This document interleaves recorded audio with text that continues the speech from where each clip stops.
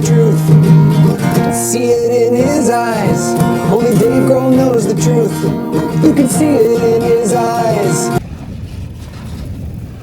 I don't know any other way to put this. I have been a part of, communicating with, dealing with some extraordinarily narcissistic, powerful white men. And I will be the first to tell you, wealthy, especially if they're entitled, white men can be horrible. Like absolutely the most horrible people you've ever met in your life. There is no question. I feel like the war propaganda has kind of put us in this situation where people sort of feel like there's a lot of race hatred out there. I live in a really diverse city. Not too much crime. I mean, it has its fair share, but there's a lot of people here of all races, all in the same boat. We're all having conversations out in the grocery store, out at Petco, at the park walking the dogs. Nobody has given me 1 ounce of a cold shoulder or an awkward conversation for anything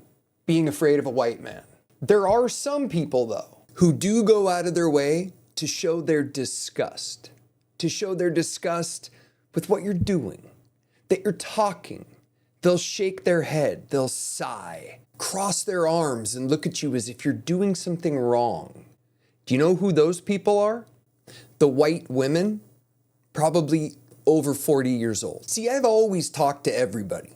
In the grocery store, the DMV, on the street.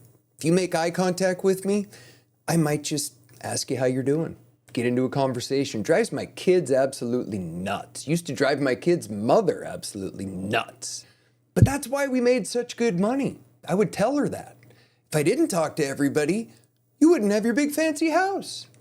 If you make the mistake of making eye contact with me or standing in the store aisle with me, I'll probably engage you. See if you want to have a chat. I might just say something to myself. And if I say something to myself, people who want to talk end up saying something back, either to themselves or to you. And I think you'll find that most people you talk to, if you talk to them in a positive, open, genuine manner, just about everybody ends up lighting up, wanting to chat, sharing a little something about themselves, and then you both move on.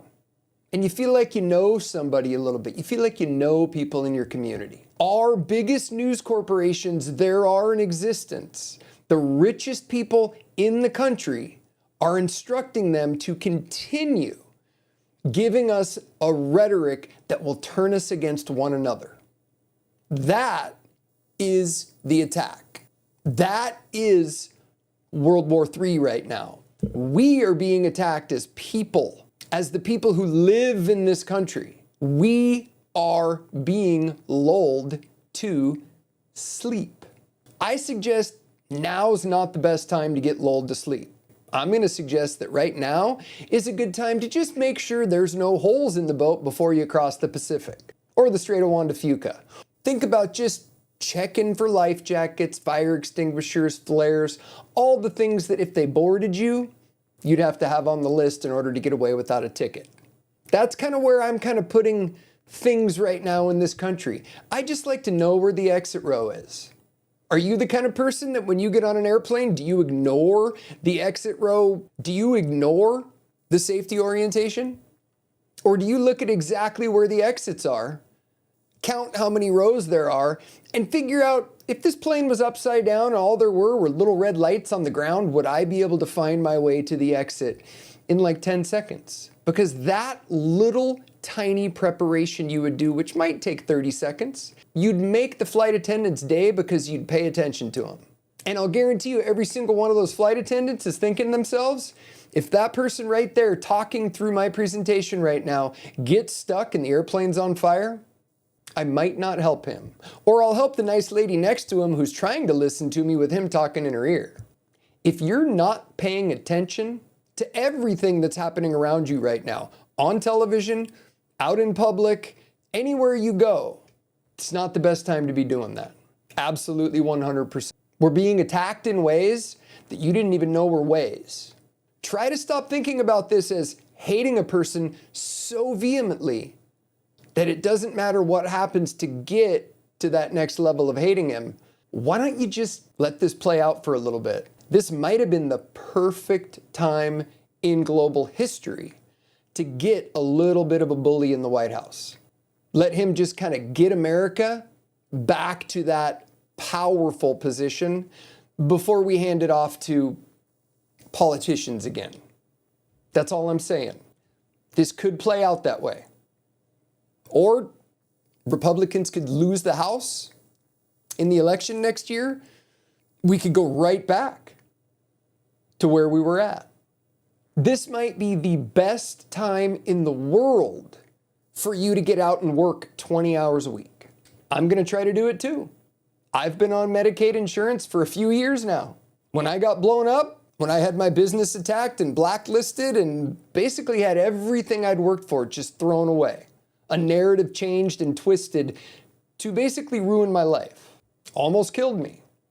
Thank goodness the Medicaid systems and the people at Multicare and the system that we have in place worked and got me back. Got me back to surviving, being alive for my kids. If it hadn't have been in place, no way I would have. No way, no how. So we have a system that works, but the system is not for the rest of the world. The system is for the Americans who live here. And if you want to get in line and come into this country, I know many people who've done it. Shoot, I helped a girl from Brazil move here. She's now a resident, married. It's great. We love her. But now may be the absolute best time in the world that you ever just decided, maybe I'm just going to put in a little extra effort. Go work a couple hours down at the local whatever. But right now is not the time to be complaining and starting an uprising. Because that uprising, it might not be from people who like us. Or Trump was the worst thing that ever happened to this country. He literally is just destroying everything, and pretty soon the globe's just going to blow up. That could happen too. Who knows? What I've been paying attention to, none of that's happening. According to what I've been paying attention to, the world is just reorganizing, which it was already doing. We were just not in the driver's seat. Somebody else was. So if you think America should be toppled and somebody else should tell us what to do from here on out, I don't think you understand how the system works. There's a lot of information out there. A lot. If you want it, you can get it. But you have to be able to pay attention for longer than 15 seconds. I know, it sucks. It's hard.